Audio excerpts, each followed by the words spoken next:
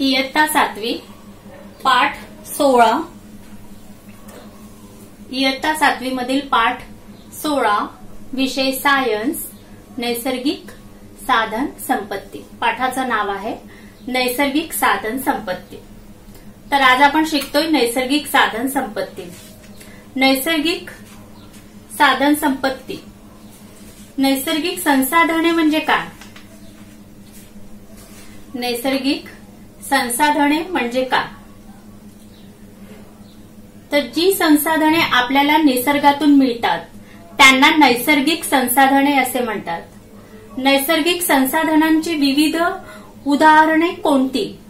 हवा, माती, पाणी, वनस्पती, प्राणी, खनिजे ही सर्व नैसर्गिक संसाधने आहेत।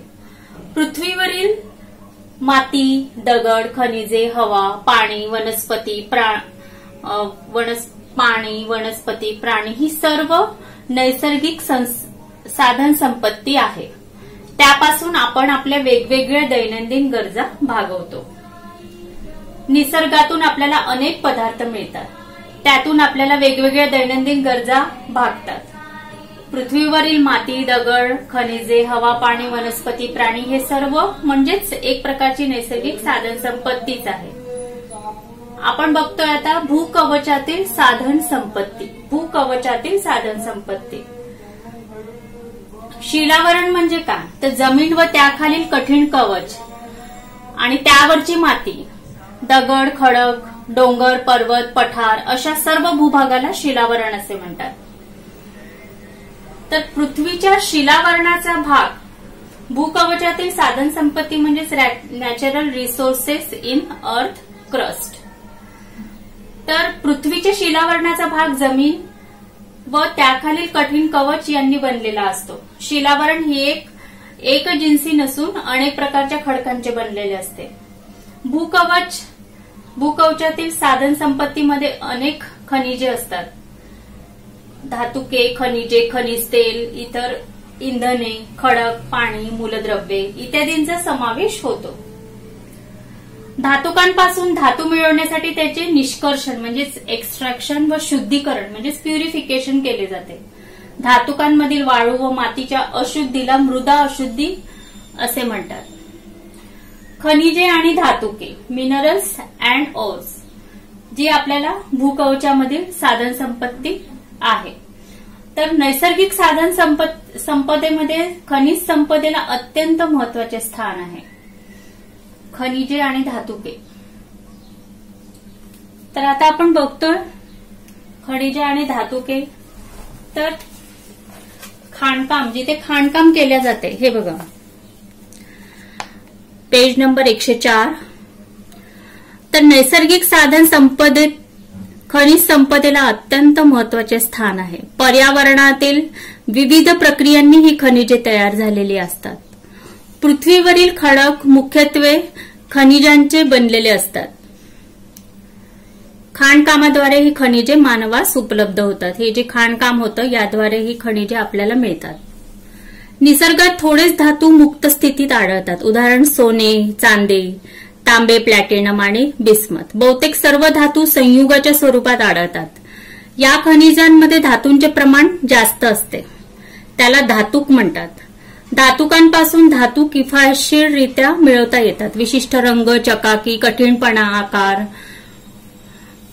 फटी, छटा यावरून खनिजांचे गुणधर्म स्पष्ट होतात। आता आपण बघूया की खनिजे कशी तयार झाली। ही विविध खनिजे आहेत, तर ही खनिजे कशी तयार झाली?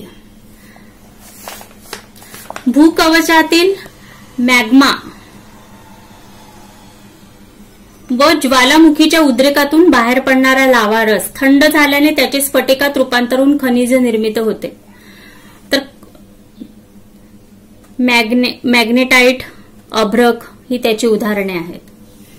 त्यानंतर आहे हलाइट, जिप्सम, त्यानंतर आहे हिरा, ग्रॅफाइट, त्यानंतर आहे शिंपला।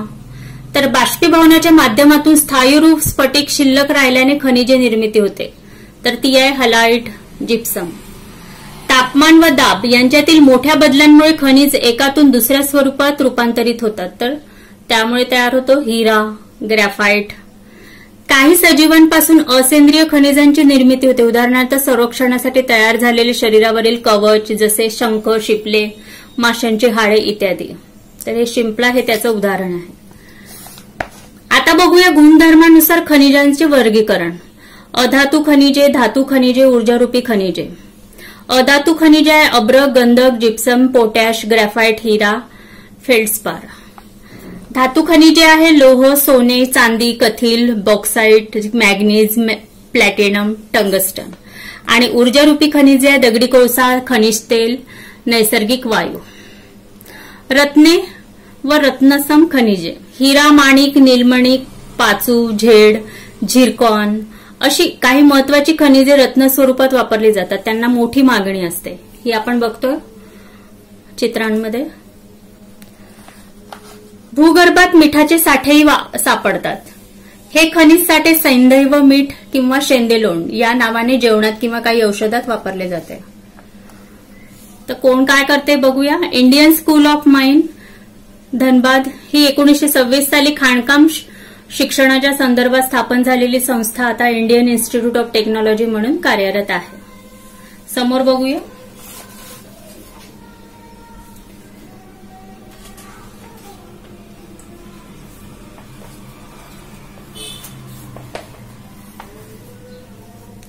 काही प्रमुख खनिजे व धातुके. लोह खनिज बघूया आपण. तर अशुद्ध स्वरूपात लोह खनिज, अशुद्ध स्वरूपात सापडणाऱ्या लोखंडास लोह खनिज म्हणतात. टाचणीपासून ते अवजड उद्योगधंद्यापर्यंत विविध साहित्य निर्मितीमध्ये लोखंड वापरले जाते, उदाहरणार्थ शेतीची अवजारे, रेल्वे रूळ इत्यादी. मॅग्नेटाईट, हेमॅटाईट, लिमोनाईट, सिडेराईट ही 4 प्रमुख लोह खनिजे आहेत. मॅग्नीज, हे बघा मॅग्नीज. मॅग्नीजची खनिजे कार्बोनेट, सिलिकेट, ऑक्साईड या स्वरूपात आढळतात. मॅग्नीजच्या संयुगाची वापर औषधे तयार करण्यासाठी तसेच काचेला गुलाबी रंगछटा देण्यासाठी केला जातो. विद्युत उपकरणामध्ये मॅग्नीज वापरले जाते. बॉक्साईट. बॉक्साईट हे अॅल्युमिनियम प्रमुख धातूक आहे. यामध्ये अॅल्युमिनियमचे प्रमाण 55% असते. बॉक्साईट हे प्रामुख्याने अॅल्युमिनियम ऑक्साईड पासून बनवलेले असते. अॅल्युमिनियम हा उत्तम वीजवाहक, उष्णतावाहक आहे. त्याची घनता कमी आहे, त्यामुळे विमाने, वाहतुकीची साधने, विद्युत तारा यामध्ये त्याचा प्रामुख्याने वापर केला जातो. तांबे. तांबे हे लोह इतर खनिजांच्या सानिध्यात अशुद्ध स्वरूपात आढळते, अशुद्ध स्वरूपात सापडते. तांबे हे शीघ्र विद्युत वाहक आहे, त्यामुळे विजेच्या तारा, रेडिओ, टेलिफोन, वाहन तसेच भांडी, मूर्ती निर्मितीमध्ये तांब्याचा वापर केला जातो. अभ्रक. अभ्रक हे विद्युतरोधक असून त्याच्या थरांच्या जाडीवर त्याची किंमत ठरते. औषधे, रंग, विद्युत यंत्रे व उपकरणे, विणतारी, संदेश यंत्रणा अशा अनेक ठिकाणी अभ्रकांचा वापर करण्यात येतो. इतिहास पूर्व काळात धातू खनिजांचा वापर केल्यामुळे विविध युगांना विविध नावे कशी प्राप्त झाली आहेत याची माहिती आपल्याला मिळवायची आहे. फ्युएल. भूगर्भातील साधन संपत्तीमध्ये येतं फ्युएल. फ्युएल म्हणजेच इंधन. तर दैनंदिन वापरांमध्ये ऊर्जा निर्मितीसाठी विविध पदार्थ वापरले जातात. अशा पदार्थांना इंधने असे म्हणतात. ही इंधने स्थायू, द्रव, वायू या अवस्थांमध्ये आढळून येतात.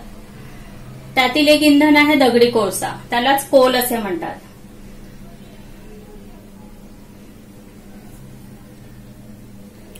त्यालाच कोल असे म्हणतात. लाखो वर्षापूर्वी नैसर्गिक घडामोडीमध्ये जंगले जमिनीत गाडली गेली. त्यांच्यावर मातीचे थर जमा होत गेले. प्रचंड दाब व पृथ्वीच्या पोटातील उष्णता याचा परिणाम होऊन गाडल्या गेलेल्या वनस्पतींचे रूपांतर हळूहळू इंधनात झाले. त्या वनस्पतींच्या अवशेषांपासून दगडी कोळसा तयार झाला आणि या कोळशाला जीवाश्म इंधन म्हणजेच फॉसिल फ्युएल असे म्हणतात. तर दगडी कोळशाची निर्मिती आपण बघतोय पेज नंबर 107. हे बघा दगडी कोळशाची निर्मिती. उष्णता, दाब यामुळे ही वनस्पती रूपांतर फॉसिल फ्युएलमध्ये झालेलं आहे. तर दगडी कोळसा हा खाणीमध्ये सापडतो. पीठ, लिग्नाइट, ब्युटिमिनस, कोल, अँथ्रासाइट हे दगडी कोळशाचे प्रकार आहेत. अँथ्रासाइट हा उच्च प्रतीचा कोळसा आहे. दगडी कोळसा हा एक प्रकारे कार्बनचा साठा असून त्यापासून औष्णिक ऊर्जा मिळवण्यासाठी तो जाळला जातो. औष्णिक वीज निर्मिती केंद्रामध्ये दगडी कोळसा इंधन म्हणून वापरतात. हे आपण बघतो कोळसा निर्मितीची प्रक्रिया, कशा पद्धतीने हा कोळसा तयार होतो. तसेच त्याचा उपयोग बायलर्स व रेल्वे इंजिने चालवण्यासाठी सुद्धा केला जातो. दगडी कोळशाचा उपयोग स्वयंपाकासाठी, विटा भाजण्यासाठी, विटा भट्ट्यांमध्ये मोठ्या प्रमाणात केला जातो. औद्योगिक विकासात दगडी कोळसा हा ऊर्जा साधनाचे महत्वाचे योगदान आहे. दगडी कोळशापासून प्रोड्युसर गॅस, वॉटर गॅस या वायुरूप इंधनांची निर्मिती केली जाते. तर हे बघा खाली आकृती चित्र 16.4 खनिज तेल व नैसर्गिक वायू निर्मिती. खनिज तेल व नैसर्गिक वायू निर्मिती कशी झाली असेल तर लाखो वर्षापूर्वीचं चित्र, हजारो वर्षापूर्वीचं चित्र आणि आताचं चित्र, हे 3 चित्रे इथे दाखवलेली आहेत. चित्र आपल्याला बघायची. तेल आणि नैसर्गिक वायू महामंडळांची स्थापना 14 ऑगस्ट 1956 रोजी झाली. ते भारत सरकारच्या पेट्रोलियम आणि नैसर्गिक वायू मंत्रालयांतर्गत कार्य करते. ओएनजीसी ही भारतातील सर्वात मोठी तेल आणि वायू संशोधन आणि उत्पादन कंपनी असून तिचे मुख्यालय डेहराडून, उत्तराखंड येथे आहे. ओएनजीसी द्वारे भारतातील सुमारे 77% कच्च्या तेलाचे आणि सुमारे 62% नैसर्गिक वायूंचे उत्पादन केले जाते. व्यावसायिकदृष्ट्या भारतातील भूगर्भातील 7 तेल साठ्यांपैकी 6 तेल साठ्यांचा शोध ओएनजीसीने यशस्वीरित्या घेतला आहे.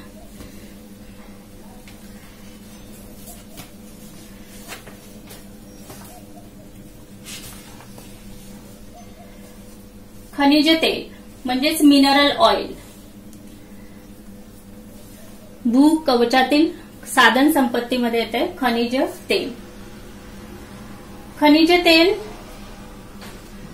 जमिनीखाली गाडल्या गेलेल्या सेंद्रिय पदार्थाच्या विघटन क्रियेतून तयार झालेले द्रवरूप इंधन म्हणजेच खनिज तेल होय. लाखो वर्षापूर्वी समुद्री जीव मृत झाल्यावर ते समुद्राच्या तळाशी गेले. त्यांच्यावर मातीचे व वाळूचे थर जमा झाले. जास्त दाब व उष्णता यामुळे या मृत जीवांच्या अवशेषांचे खनिज तेलात रूपांतर झाले. खनिज तेल हे भूगर्भातून विहिरीद्वारे काढले जाते.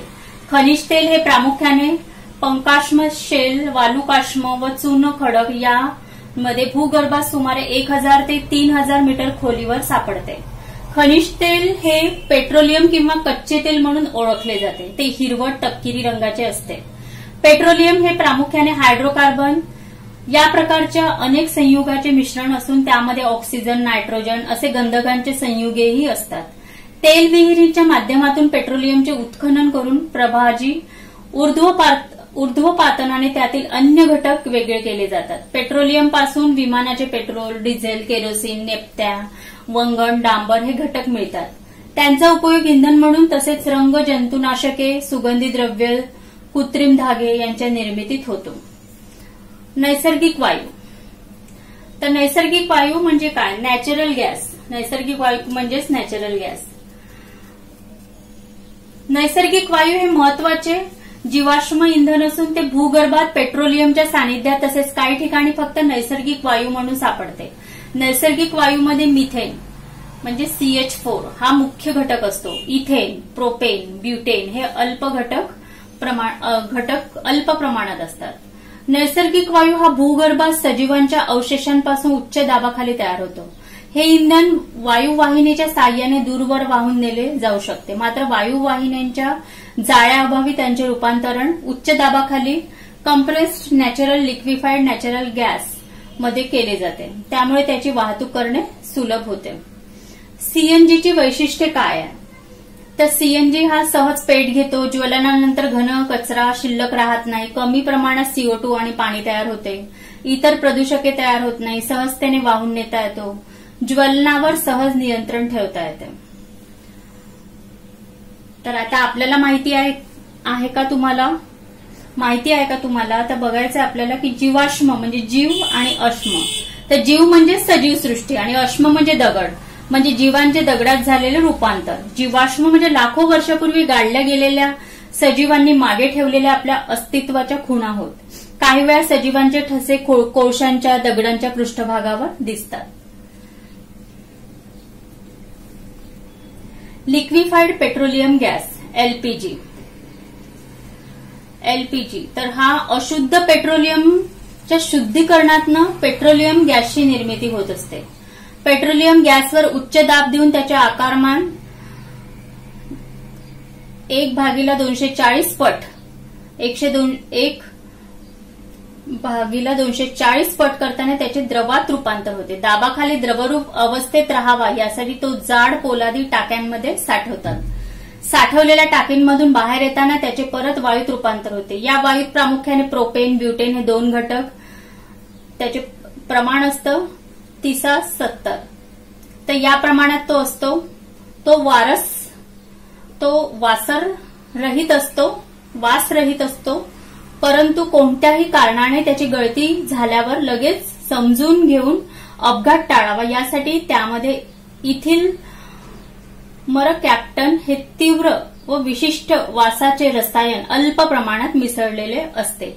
यामुळे एलपीजीची गळती आपल्याला लगेच लक्षात येते. झपाट्याने वाढणाऱ्या लोकसंख्येमुळे इंधनाची मागणी वाढली आहे, परंतु जीवाश्मे इंधनांचे साठे मर्यादित आहे. वाढीव मागणीची पूर्तता करणे अवघड होत चाललेले आहे. हे संपण्याची भीती म्हणून ऊर्जा संकट होय.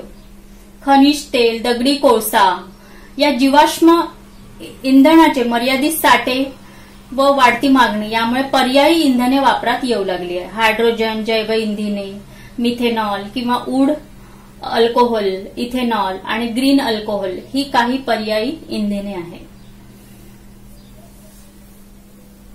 आता आपण बघूया वनसंपत्ती. आतापर्यंत आपण बघितली भूकवचातील साधन संपत्ती. आता बघतोय आपण वनसंपत्ती. तर जंगल म्हणजे काय? जंगल म्हणजे काय?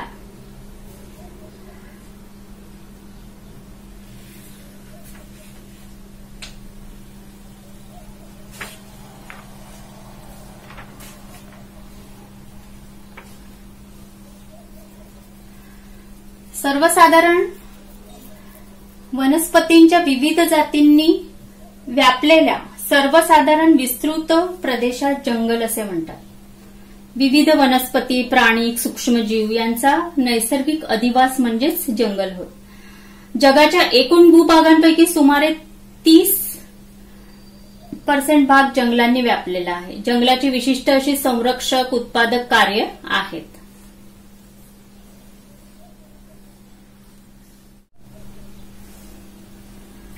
उत्पादक कार्य आहेत. जंगलांची कार्य: संरक्षक कार्य, भूपृष्ठावरून वाहणाऱ्या पाण्याचा वेग कमी करणे, मृदा धुपेला प्रतिबंध करणे, जमिनीत पाणी मुरण्यास मदत करणे, पुरावर नियंत्रण ठेवणे, बाष्पीभवनाचा वेग कमी करणे, वन्यजीवांचे संरक्षण करणे, हवेतील वायूंचे संतुलन राखणे, अशा रीतीने पर्यावरणाची गुणवत्ता सुधारण्यास व टिकवण्यास जंगल कार्य करते. औषधी वनस्पती आणि त्याचा औषधी उपयोग आता आपण बघूया. उत्पादक कार्य. तर ही औषधी वनस्पती अडुसा आणि औषधी उपयोग आहे खोकला, कफ दूर करण्यासाठी. नंतर आहे वनस्पती बेल, अतिसारावर इलाज, औषधी उपयोग. कडुनिंब, ताप, सर्दी यांवर इलाज, औषधी उपयोग. सदाफुली, अर्काचा कॅन्सरवर उपचार, औषधी उपयोग. दालचिनी, अतिसार, मळमळ यांवर इलाज. सिंकोना, मलेरियावर औषध. अश्वगंधा, शतावरी, आवळा, हिरडा, बेहडा, तुळस अशा औषधी वनस्पती आणि त्यांचे उपयोग यांची यादी तयार करा व तुमच्या परिसरातील वनस्पती शास्त्रांचे जाणकार आजी आजोबा यांची माहिती घेण्यासाठी मदत करा. लाकूड. साग, शिसम, कडुनिंब, बाबू, सुबाबू या झाडांचा मजबूतपणा व टिकाऊ तसेच जळाऊ लाकूड मिळते या झाडांपासून. याचा उपयोग घरातील लाकडी सामान, शेतीचे अवजारे, विविध वस्तू तयार करण्यासाठी तसेच बांधकामात केला जातो. जंगल संपत्तीपासून धागे, कागद, रबर, डिंक, सुगंधी द्रव्ये मिळतात. लेमन ग्रास, व्हॅनिला, केवडा, खस, निलगिरी यापासून सुगंधी व अर्कयुक्त तेले तयार केले जातात.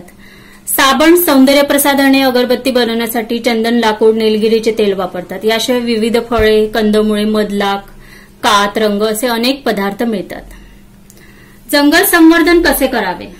तर कमी वय असलेले झाडे तोडू नयेत. जेवढी झाडे तोडली जात आहेत त्यापेक्षा जास्त झाडांची लागवड करावी व त्यांची काळजी घ्यावी. जंगल वापराबाबत असलेले कडक निर्बंध, कायदे, नियम यांचे पालन करावे. आता आपण वळतो सागर संपत्ती. तर पृथ्वीवरील महासागर कोणकोणते आहेत? तर पृथ्वीवर प्रशांत महासागर, अटलांटिक महासागर, हिंदी महासागर, आर्क्टिक महासागर आणि अंटार्क्टिक महासागर हे पृथ्वीवरील 5 महासागर आहेत. समुद्राचे पाणी खारट असून सुद्धा ते आपणास उपयुक्त कसे आहेत? तर समुद्राच्या पाण्यात अनेक प्रथिनयुक्त जलचर असतात. मासे, कोळंबी, खेकडे, शिंपले,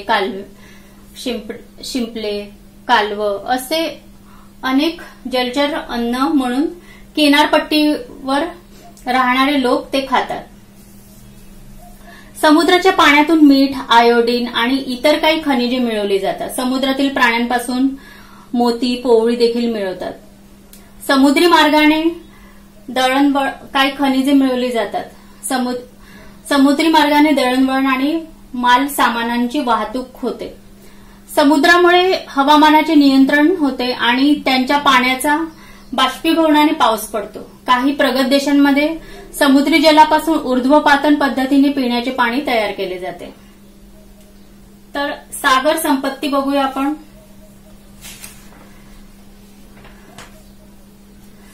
पृथ्वीवरचा 70%